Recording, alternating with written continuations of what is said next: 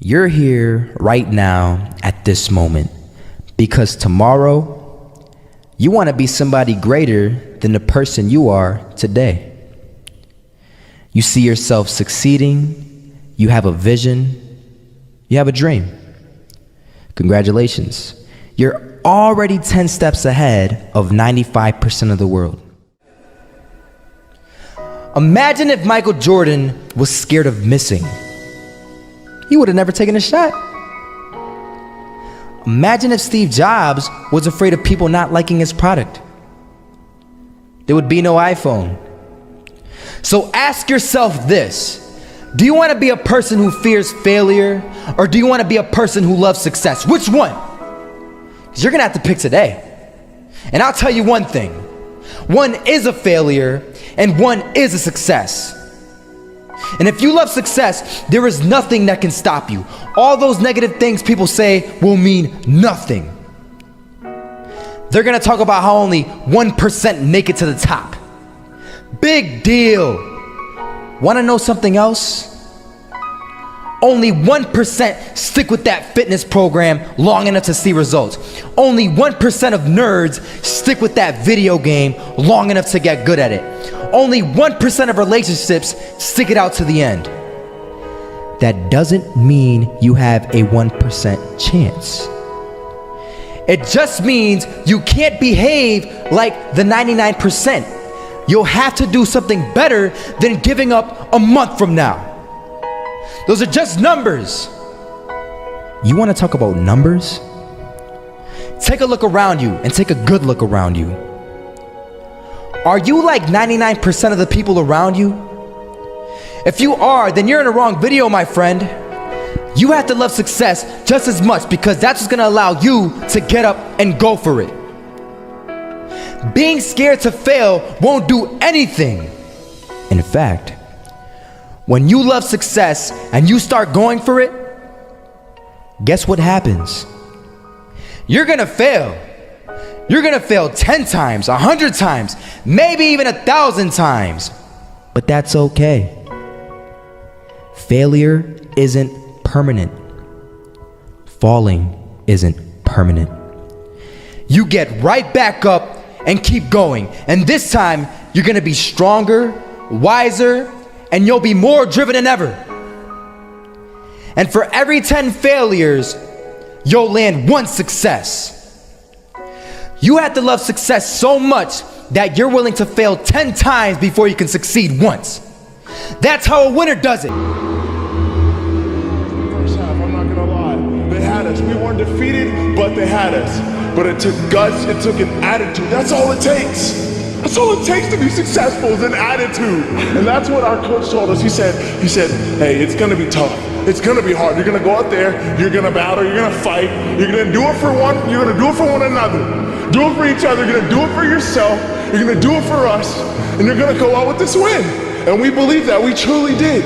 And it's an awesome feeling. It's an awesome feeling when you truly believe that you're going to be successful. Regardless of the situation, regardless of the scoreboard, you're going to be successful because you put in all the time, all the effort.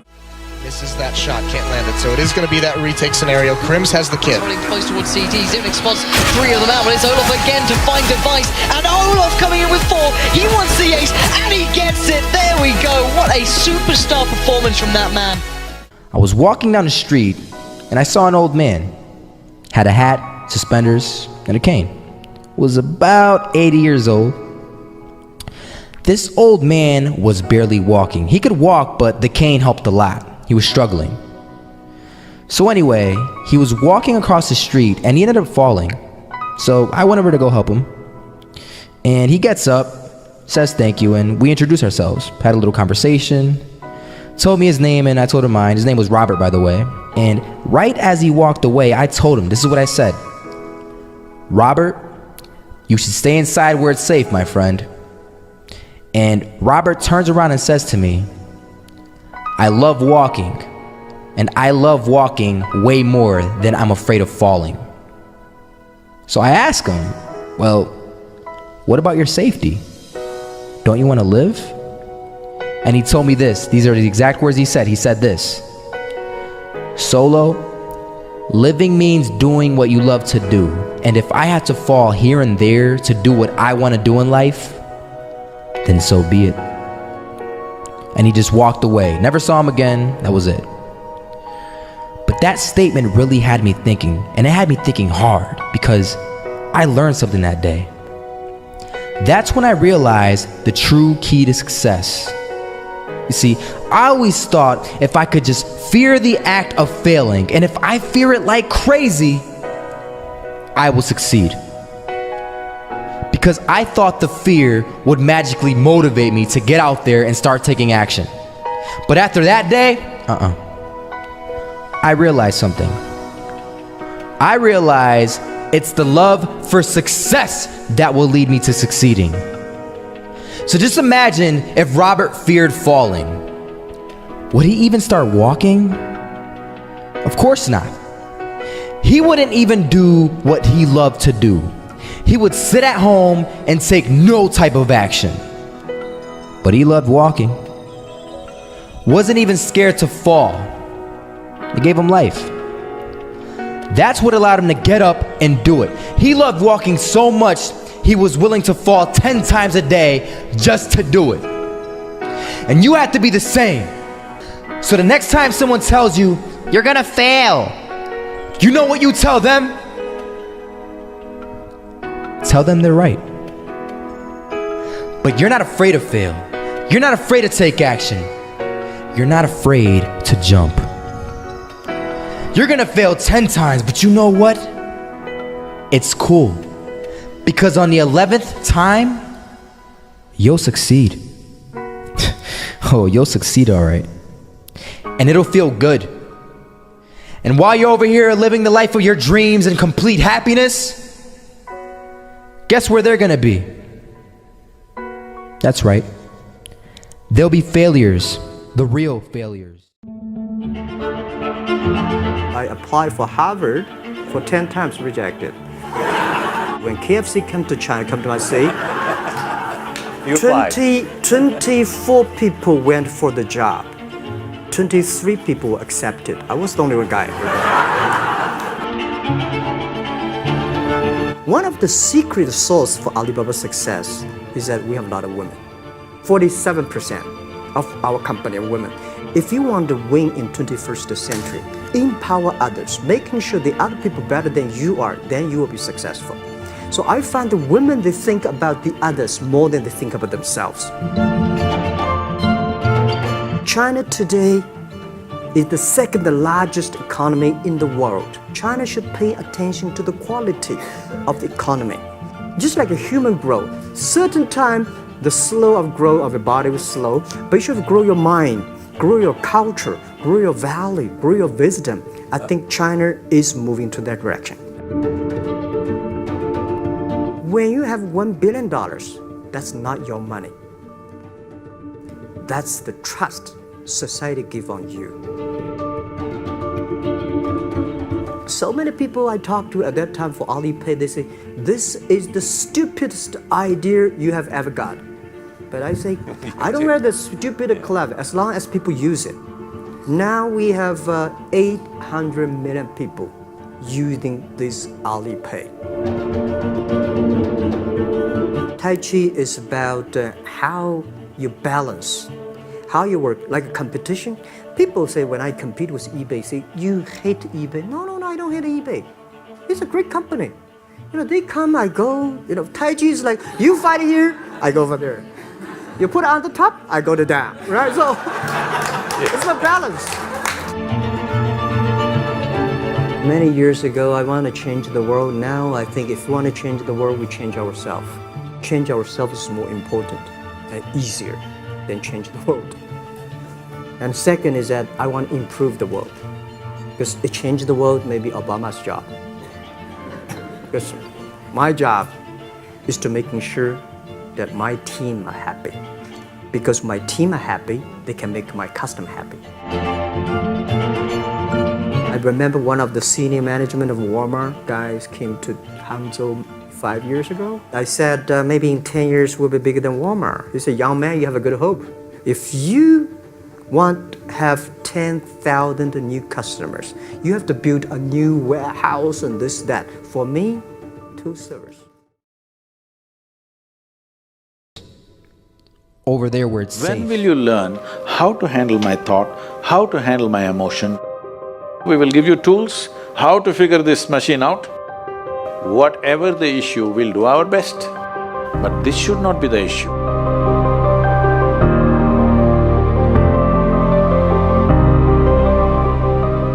In life, there are many phrases where we feel that we are depressed, we are lonely, and when everybody is against us, and there is no one to, guide us or talk about it.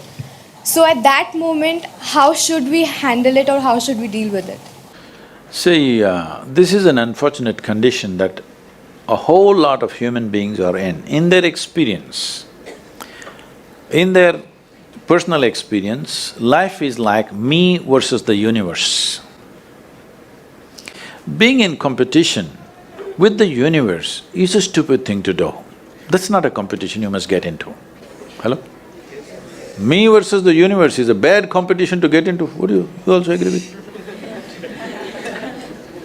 So, this is why yoga. Yoga does not mean twisting and turning your body. The word yoga means union. Right now it's me versus the universe. This is just your psychological condition. This is not the reality. Even when you feel utterly lonely, are you still breathing? So you're transacting with the world, isn't it?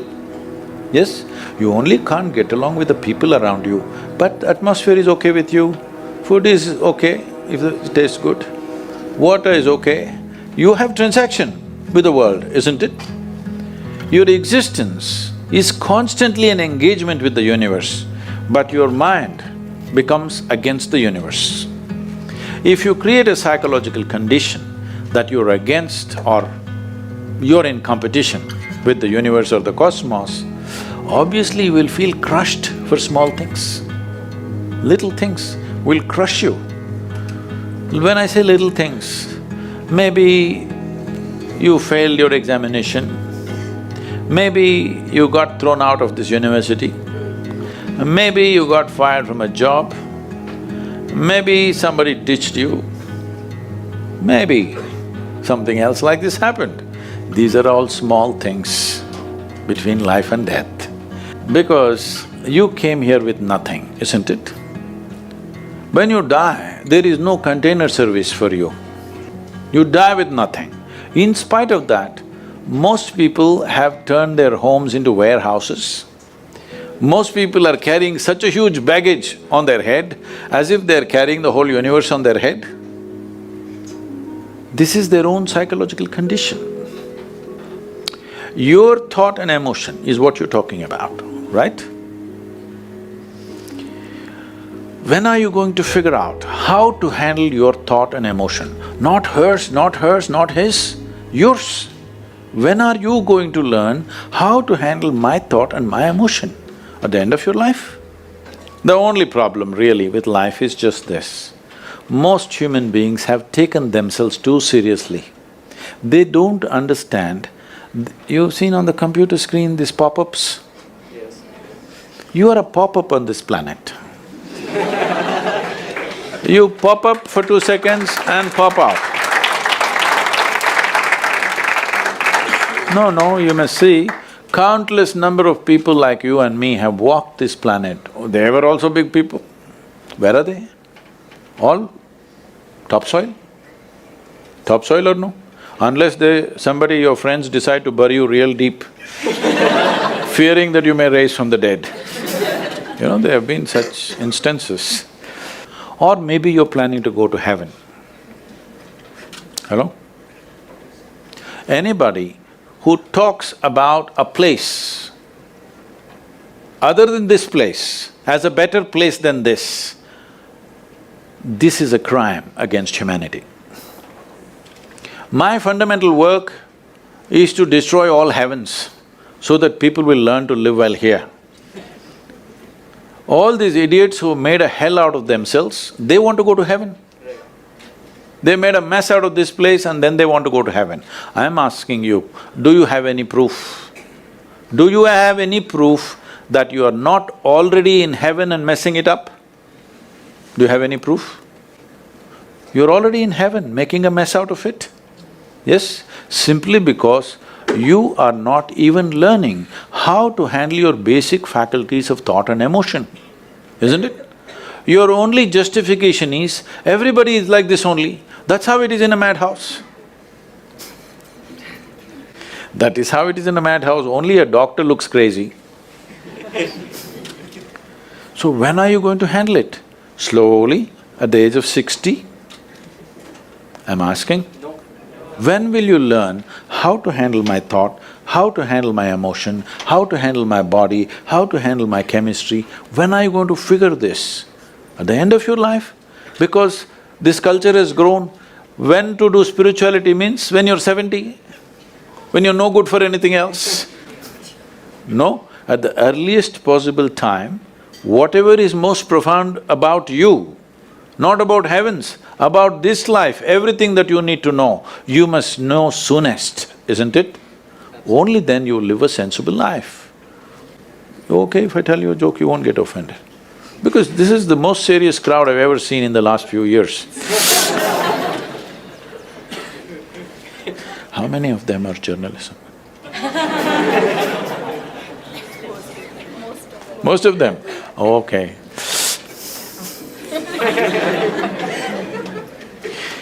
This happened. Shankaran Pillai, when he was in Paris, was married to a French woman. One day, it was their anniversary, first anniversary. So she invited a bunch of friends and she wanted to cook something really fresh, everything fresh. So from morning, she was driving him to this market, that market, he got this fresh vegetables, fresh meat, fresh chicken, this, that, everything. Then in the evening she said, because the French have this, snail appetizer, she said, go to the beach and get some snails, fresh. And I will make some appetizer for all the friends who are coming. So Shankaran Pillai went to the beach and he was picking up all the snails and putting it in a bucket.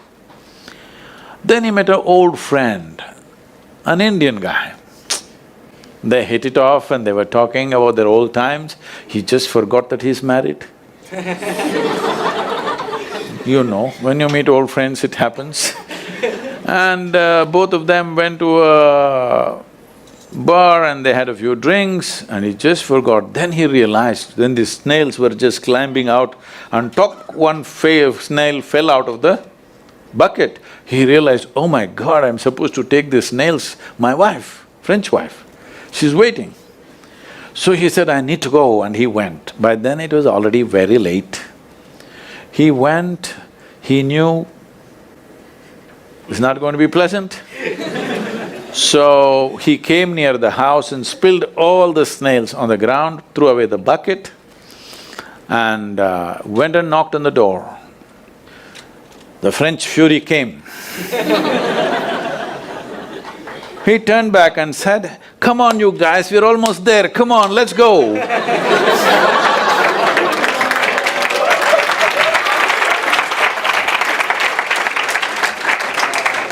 So, when are you going to pick your snails and put them in the bucket and fix them? Huh? Your problems, you must fix them, isn't it? These are not problems. I want you to understand, you are not suffering your life. You're only suffering two fantastic faculties that only… It's a privilege of being human that we have these two fantastic faculties. One is, we have a vivid sense of memory. This is because of this memory our life is so rich, unlike any other creature. And we have a fantastic sense of imagination. Now, this is what you're suffering. What happened 10 years ago, you can still suffer. Why? Are you suffering life or memory? Hello? Memory. Memory. What may happen day after tomorrow, you're already suffering. Are you suffering life or imagination? Imagination. Two most fantastic faculties you have, you're suffering. So what are you asking for? You want to become once again an earthworm. An earthworm is a very eco-friendly creature, I have nothing against it. But it took millions of years of evolution to get you this size of brain, and now you're suffering it. If we take away half your brain, of course you will sit there without any anxiety, without any suffering, peacefully. What we need is, we need to remove your brain, because you're suffering your own intelligence. Yes or no? Yes.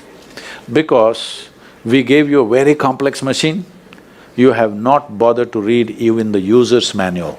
You want to just blunder around. No, young people, it's time you figure out a few things about you. If you don't know how, we will give you tools, how to figure this machine out, because in your life, many issues will come. More issues come up in your life means you're living a more active life. Nothing came up means you're not living. Yes? Lots of issues every day.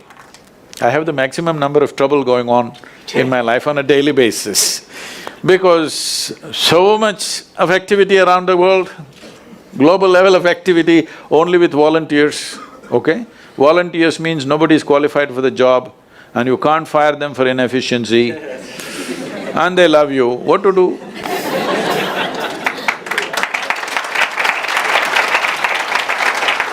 This one thing you must fix, that is, in your life, you are not the issue, okay?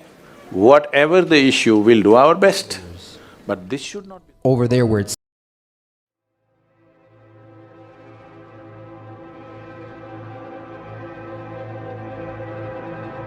You're still here, and you get another chance this day to do better and be better. Another chance to become more of who you were created and what you were created to fulfill.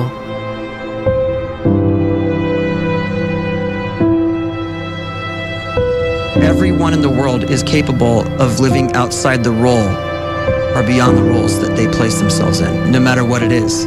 You're not just a dad, you're not just a banker, you're not just a brother or a son or a convict. It doesn't matter, like, everyone is bigger, much bigger, infinitely bigger than the roles they place themselves in, and is capable of reaching potential greater than anything they could imagine.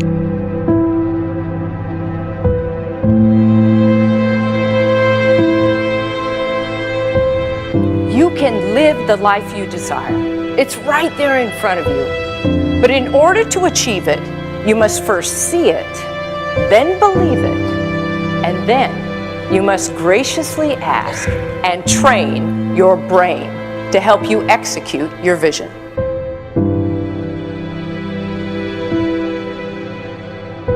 So when you start to focus and you delete distraction from your life, and you start to get seriously invested in doing one thing staggeringly well, and you practice that one thing over and over, a term to think about is mundanity. You do one simple, seemingly insignificant thing every day around your main skill, and it's very mundane, but small daily improvements over time lead to world-class results. Well, here's what happens in your brain. You start to isolate a single neurocircuit around that skill, and that starts to trigger a certain type of brain cell called an oligodendrocyte, which then releases myelin. Myelin is a fatty tissue that starts to wrap around that single neurocircuit related to that main skill you've been practicing. And when myelin starts to wrap around the brain circuit, what happens is you have accelerated learning times, you can see more quickly, heightened perception, and you'll learn more quickly. And that is really the quote-unquote secret of the great producers. It's not a result of some natural gift, but their daily practice, their relentlessness and their grit, their work ethic, and their singular focus and sacrifice.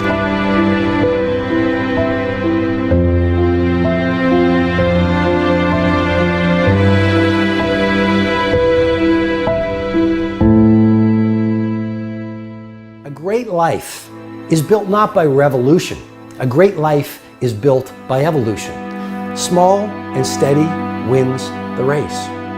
what you do every day is far more important than what you do once every decade. I want you to really think about that idea. What you do every day is simply your life in miniature. And as you live every single day, so you're crafting your life. What you do over the next hours is really building your future. And if you can just get every single pocket of 24 hours right as best as we humanly can, the rest of our life is going to take care of itself. So small wins matter. The scripture says we will eat the fruit of our words. You are planting seeds when you talk. At some point, you're going to eat that fruit. My challenge is make sure you're planting the right kind of seeds. If you want apples, you have to sow apple seeds. If you want oranges, you can't plant cactus seeds, poison ivy seeds, mushroom seeds. You're going to reap fruit from the exact seeds that you've been sowing. In other words, you can't talk negative and expect to live a positive life. You can't talk defeat and expect to have victory. You can't talk lack, not enough, can't afford it, never get ahead, and expect to have abundance. If you have a poor mouth, you're going to have a poor life. If you don't like what you're seeing, start sowing some different seeds.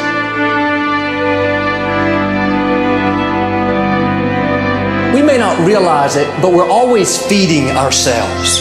What we watch, listen to, the people we're around, the thoughts we're dwelling on, that's feeding our inner man. If you go to lunch with people that talk bad about the boss, make fun of a coworker, put down a friend, they're feeding you gossip, feeding you jealousy, feeding you disrespect. Here's the key. Whatever you feed is going to grow. You may not like what they're feeding you. You're a nice person, but if you continue to hang around them, before long, you'll be gossiping, you'll be critical, you'll be disrespectful. Why? Because you kept feeding the wrong things. If you're always feeding negative thoughts, thinking, I'll never get well, I'll never meet the right person, you're feeding doubt, feeding mediocrity, feeding fear. If you know exactly what you want to be, you need to spend as much time with people that are actually that already.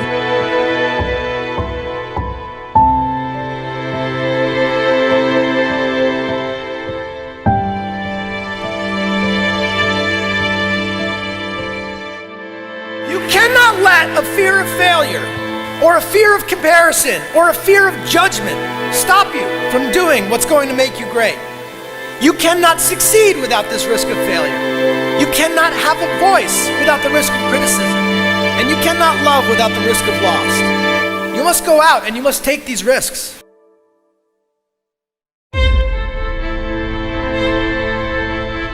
You don't have the time to waste time, because time doesn't wait till you discover your purpose. If you don't know why you was born, time is still moving. And if you discover your purpose at 90 years old, it's too late.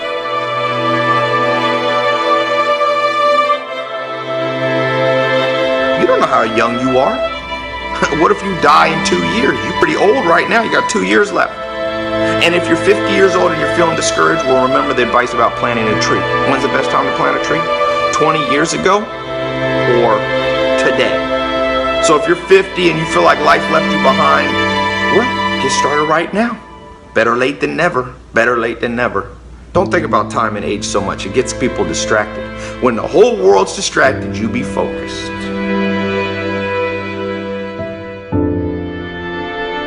You have to trust your own voice, your own ideas, your honesty, your vulnerability, and through this you will find your way. You do not have to be fearless. Just don't let fear stop you. Live like this as best you can, and I guarantee you will look back on a life well lived. You are capable of greatness in your profession, and more importantly, in your quality of self. Stay hungry. Stay young at heart. Take those risks. You are going to change the world around you in big ways and in small.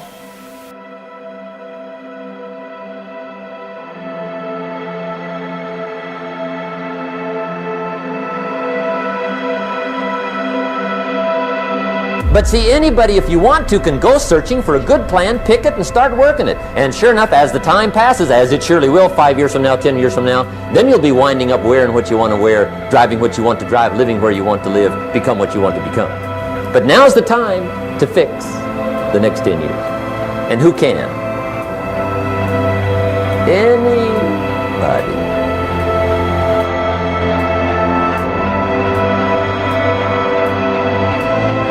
You were created to give life and make a difference with your gift somewhere.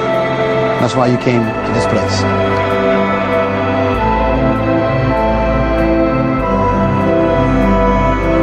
You want to improve? You want to get better? You want to get on a workout program or a clean diet? You want to start a business? You want to write a book or make a movie or build a house or a computer or put together some mobile application? Where do you start? You start right here. And when do you start? You start right now. You initiate the action aggressively. You go.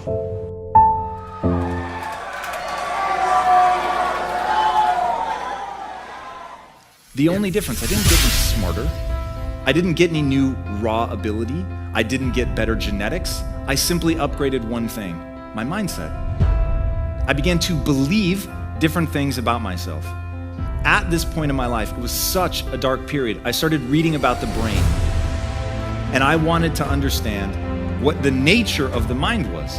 And at the time, this is the late 90s when I first started reading about it, at the time, it was hotly debated as to whether or not you could learn new tricks, right? Can an old dog learn new tricks? And people were saying, nope, you're born with the number of neurons that you're born with, and that's it. Every time you have a beer, you're knocking 10,000 out, and it's just a steady decline until you slide into the grave.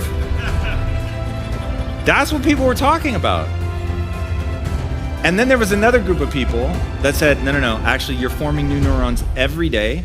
There's this whole thing called brain plasticity. Your brain will actually rewire based on your own thoughts. Give it up to that. A man named Norman Deutsch wrote a book called The Brain That Heals Itself. Think about this organ for a second. The organ itself, by thinking, can actually change its physical structure.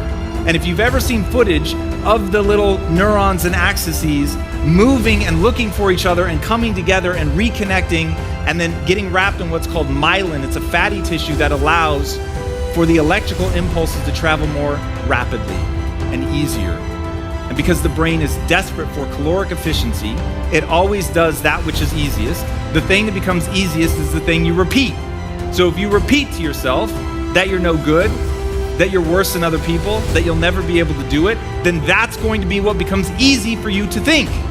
That's how the brain works. That's why if you practice something, you get better at it. Now, most people practice thinking really lame stuff about themselves. They think negative stuff all day long. They focus on their failures, they focus on the things that they didn't do well. And so that's what hardwires. They focus on all the ways that it could go wrong. I always tell people, stop rehearsing the failure and stop rehearsing it under the guise of, I just want to be ready. I want to have a backup plan. Well, the problem is what you're going through over and over and over is how things are going to go wrong. It is far better for you to put your energy into how to make sure that they go right. Then you're rehearsing over and over and over. You don't just think about the 1,000 ways that a building could fall. You think about structural integrity. You think about how do you build that in? Where do the posts have to be? That's the thing that you rewire over and over. So I have a dream. Okay, fantastic. I have one question. What skills does your dream require you to obtain? Now you know what to do. Now you know how to spend your time. So even though it was this hotly debated thing, I decided I was going to believe in brain plasticity. Why? Welcome to one of the most important rules in my life. I chose to believe it not because I knew it was true. I chose to believe it because it was empowering. And I only allow myself to do and believe about myself things that are empowering. I think humans have an extraordinarily hard time determining what is true. You're something like 5 times more likely to believe something negative about yourself than you are something true. Your brain's job is to keep you alive. It is not to keep you thriving. So it's gonna protect you from danger. It's gonna send warning signals all the time. It's gonna tell you that you're smaller than you really are so that you don't take that risk. And look, I don't think people have a moral obligation to do something great. I don't even know that my way of life is the best for everyone. I think you have to be really careful who you take advice from. And in the beginning of that intro, they took a snippet from a longer thing, and I wanna give you the longer thing now. I don't know that the way that I live my life is the right way to live. Maybe just trying to find peace, calm, and a stress-free life would be better for you. All I know is, if you want to be great, if you want to play on a world stage, I'm your man. And let me tell you what I've learned. You're going to pay an extraordinary price to become the person that you want to become. And it starts with having the dream, because you have to have clarity. You've got to know what you want. And I find that a lot of people fall down on this. They don't know what they want. They have some general sense. They'll say things like this: Tom, I know exactly what I want, man. I want to help people. Fantastic. In what way? How are you going to help them? How are you going to measure your success? There are so many ways to help. Taking more steroids, and that makes you feel better. You feel okay about yourself now because you're saying to yourself that you work just as hard as them. They're only better because they're taking drugs or they're taking more drugs. Guess what? Wrong. Wrong. They're working harder. Admit that shit. Admit that you're not willing to do whatever it takes. You're not willing to do that. You're not going to work out for 3 or 4 hours. You're not going to eat 8 to 10 meals a day. You're not going to get on the step mill, even in the off season, and fucking get on there and fucking go to work for an hour. Now, oh yeah, but the step mill, you know, when you do cardio in the off season, it burns. No, it doesn't burn muscle. That's an excuse so your lazy ass doesn't have to fucking do the step mill. You know what I'm saying? Man up. If you're not willing to do what it takes, at least be willing to fucking admit it. Drives me fucking crazy when people take credit away from people that are truly working their asses off. So, do whatever it takes. Reach your goals. Make your dreams come true in whatever it is in life. And you can always do more. And the biggest fucking fallacy of bodybuilding is this whole thing of you could do too much. Well, if you work out too much, you're overtraining. Oh, if you do, no, bullshit. That's for lazy fucking people to say that shit. Oh, I've been training an hour, I better not train any longer because I'm gonna be overtraining and I'm gonna fucking tear my muscles down. So you leave the gym. No, you fucking work out for 3 or 4 hours. The more you put into anything, the more you get out. And this is supposed to be motivational. I'm not talking shit to people out there. I'm motivating and I'm waking people up to understand that you need to do whatever it takes. If you're working on opening a business, you need to be working on that shit 16 hours a day. You want to make that shit successful? Then you need to be busting your ass, doing whatever it takes, putting everything into it. Otherwise, your business will fail. 80% of businesses fail. Why? Because people aren't willing to do whatever it takes. If you're willing to do whatever it takes, you will be successful. When it comes to bodybuilding, train 3 or 4 hours a day. Do the step mill a fucking hour in the off season. If you're eating fucking 8,000 or 9,000 calories, you're not gonna burn any muscle. You're turning your body into a fucking machine. Your body is a fucking machine. You're digesting food faster. Your body's fucking growing faster. That's what it is, doing whatever it takes. So if don't fool yourself and think eating 3,000 calories a day, 5 meals a day, working out an hour a day means that you're a hardcore bodybuilder and you're doing whatever it takes to achieve your goals. When you get that fucking 5th place trophy or you don't make top 5, fucking face reality and realize you're not working hard enough to fucking get that 1st place trophy. A real quick story. The last national show I competed in, I was talking to the winner backstage. And Chris Aceto was doing his fucking diet and his training program, okay? And he said, Rich, I do the step mill an hour a day. I do 5 units of insulin before I get on the step mill on an empty stomach. And I do it for an hour, okay? I do that twice a day. You know what I said to him? I said, you know what? This was before prejudging. I said, you know what? I said, you deserve to win this show. Whether you win or lose, you deserve to win it, because what you put into this fucking show is unbelievable. Because I wasn't doing fucking 2 hours of the fucking step mill a day, and I wasn't fucking taking insulin before I did the step mill. That's fucking suicide. Fucking die. You're dropping your blood sugar and doing fucking cardio? What the fuck? I was not willing to do whatever it takes when it gets to that degree in this sport. So I looked at him and I said, you know what? You deserve to fucking win. And that's when I made my exit the fuck out of bodybuilding, because I realized I'm not willing to do this shit. It's fucking, I'm sorry, but that's too much. So I'm gonna go into something like fucking opening a business, fucking buying things that I can put everything into. And you know what? I'm fucking damn happy I made that decision. Genesis chapter 1 verse 2, the Bible says, and the Spirit of the Lord went upon the earth and began to brood. They came to do a risk assessment of the earth. They came to do a market survey. They came to do an analysis of the earth, and they wrote their report and sent it to God. They put the report before God, because the Bible says that I am a thinking God. I know the thoughts that I think towards you. God is somebody that thinks before he says anything. He read the report and he looked at it, and God said, let there be light, and there was light. My goodness, when God says something, it comes to pass. In Genesis chapter 1 verse 3, the Bible says, and God said. Verse 6 says, and God said. Verse 9, and God said. Verse 11, and God said. Verse 14, and God said. Verse 20, and God said. Verse 24, and God said. Verse 26, and God said. Verse 29, and God said. Whatever God says, he shall. Whatever you say, you will see. Be careful what you say. How is the country? Things are hard, so shall it be. Be careful what you say. When people were saying that we're in the recession, I said, I am not a partaker of that recession. Bible said there was darkness in Egypt, but there was light in Goshen. I choose what I want to say. I choose what I want to say. Be careful. The first law of creation is talking. Open your mouth and talk. Don't let anybody keep you quiet. I can do all things through Christ that strengthens me. When anybody says to you that things are hard, tell him that it is better now.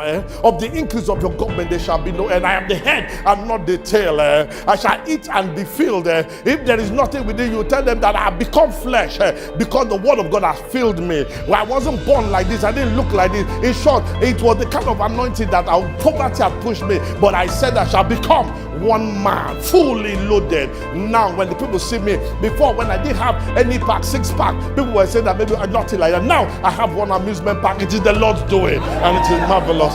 Outside, can I hear you say,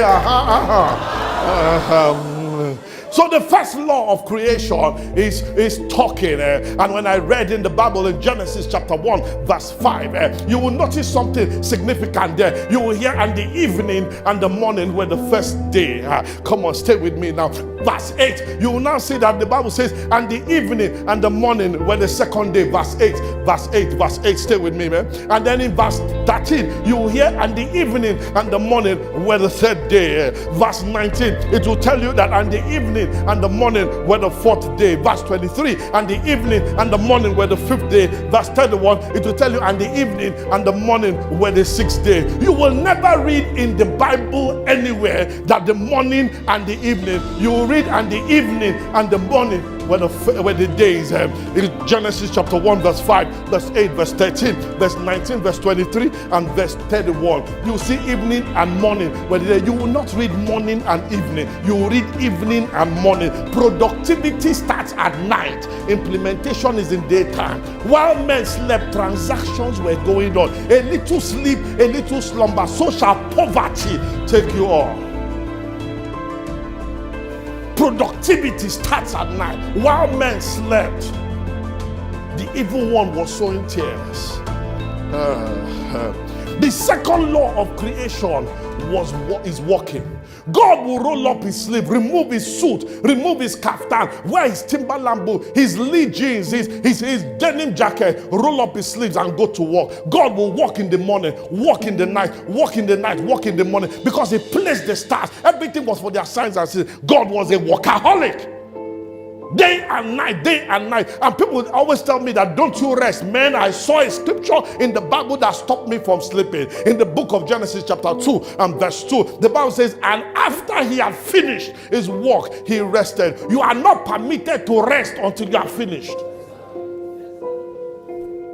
So when you come and tell me that you are going on leave after 6 months, I know that poverty is chasing you. I know that poverty is chasing you. It is until you finish the work, then you can go to rest. So if the first law of creation is talking and the second law of creation is walking, what is the formula for creation? Talking plus walking is equal to creation. Whatever you want to do, start talking it and go to work. Stay with me here. Stay with me here.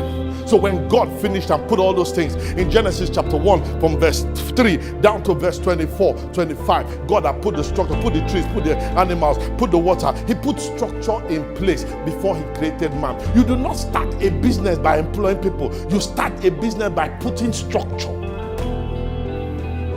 The size of your structure will determine the height of your business. If your business is struggling, it's because you have no structure, or the structure you're operating on has reached its limit.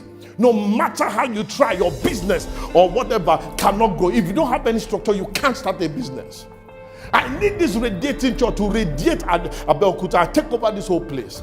Because I see that people are thinking small in this area. How do I enter GRA and I don't see a 10-story building? How do I enter and I see a house, no lift in that house? What are we talking about here? It was not so in the beginning. It has to uproot from your brain to the ceiling. Do you ever wonder why you have to work, why you can't be financially free? I hope you're ready to hear the answer, because the answer might shock you. You're not financially free because you've convinced yourself that you're normal. You've been brainwashed by society that it's okay to have a job, and it's the normal thing to do.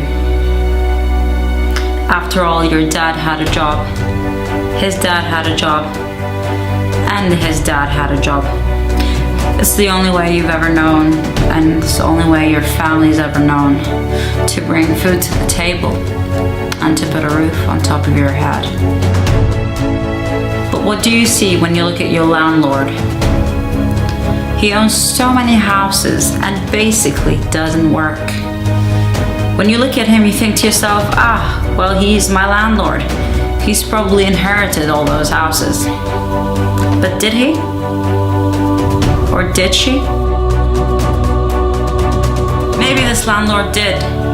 But do you really think all those landlords and millionaires inherited all of their money? I can tell you that's a lie.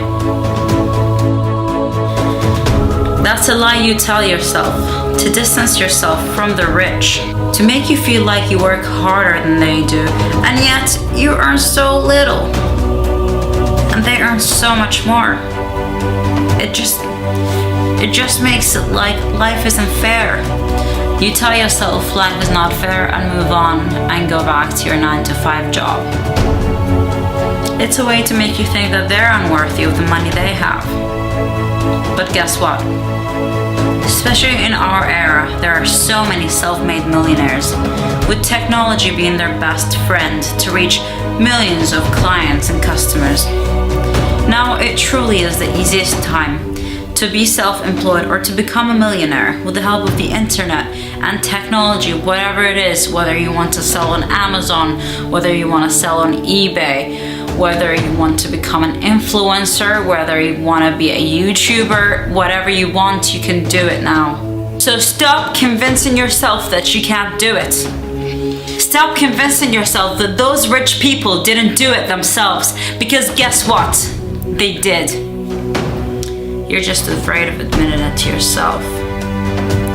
Because if they became rich and you can't become rich, then that must mean they have something that you don't.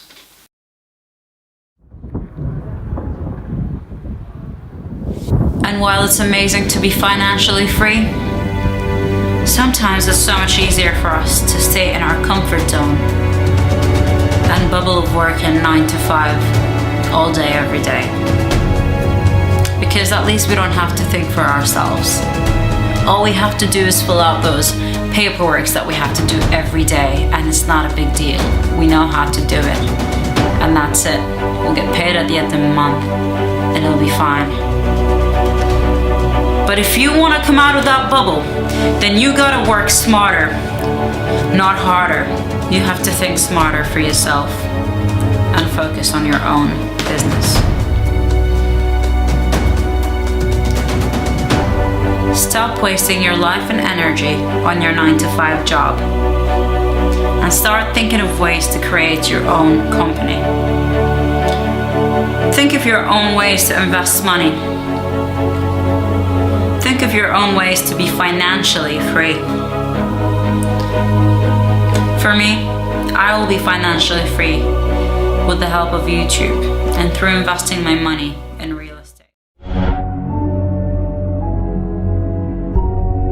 From this distant vantage point, the Earth might not seem of any particular interest. But for us, well known so far to harbor life, there is nowhere else, at least in the near future, to which our species could migrate. Visit? Yes. Settle? Not yet. Like it or not, for the moment, the Earth is where we make our stand. It has been said that astronomy is a humbling and character-building experience. There is perhaps no better demonstration of the folly of human conceits than this distant image of our tiny world. To me, it underscores our responsibility to deal more kindly with one another and to preserve and cherish the pale blue dot, the only home.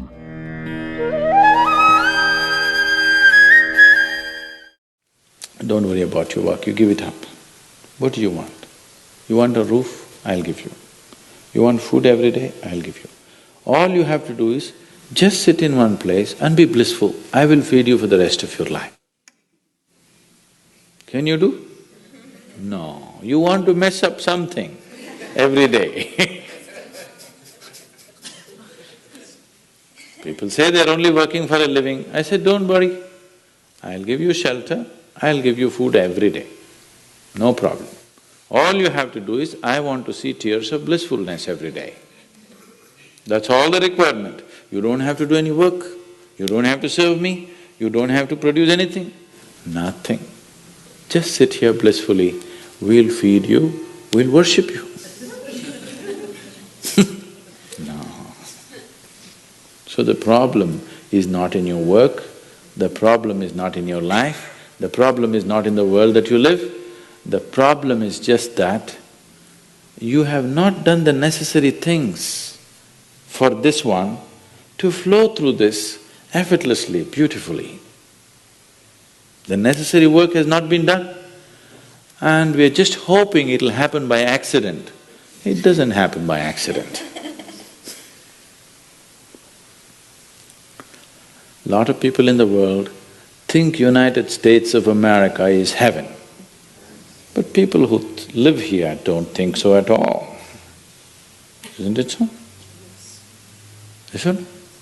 A lot of people in the world are dying to get an entry into the country. If you open up the southern borders, 10 million people will enter tomorrow morning because they think this is heaven. But you are not experiencing it that way, isn't it? You are not experiencing this as heaven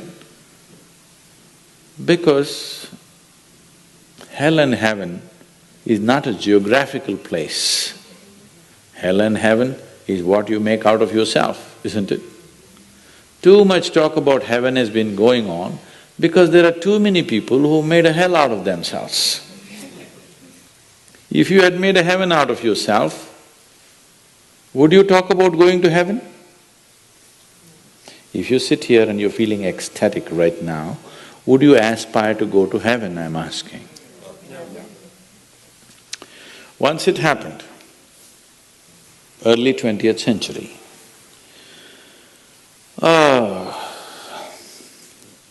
an Orthodox Greek church a bishop from that church. You know, Orthodox Greeks have their own separate church, they have their own pope who lives in Turkey, you know this? Yeah. So a bishop from this order had heard so much about Indian mysticism and he wanted to go to India, but he never got around to make it because he had to serve the cloth that he wore. And after 60 years of age, when he is semi-retired, he got the opportunity and went to India. So he came to South India, near where we are, and he wanted to meet a mystic, a yogi. So somebody said, go up this mountain, near a cave, there is a yogi sitting, you can go. So our man went, plodded up the mountain, halfway up and went. In front of a cave, an old man with a gentle smile upon his face was just sitting with his eyes closed. So the bishop went and prostrated. He cannot do it, he is not made for that. But they had told him, if you go to India, you have to crawl. He prostrated like this and with all his four limbs he got up. The yogi looked at him with amusement. Obviously, he has never prostrated anywhere before. And he smiled. Then the bishop said, I am like this, I am a bishop. I have served in the church for so long, but I have a few questions, can you answer? The yogi smiled and said, yes, please, whatever the question. Then the bishop asked, what is life? At the age of 60. What is life? So the yogi closed his eyes, became very blissful and said, life is like the fragrance of a jasmine on the spring breeze. And tears of blissfulness flowed out of his eyes as he was saying.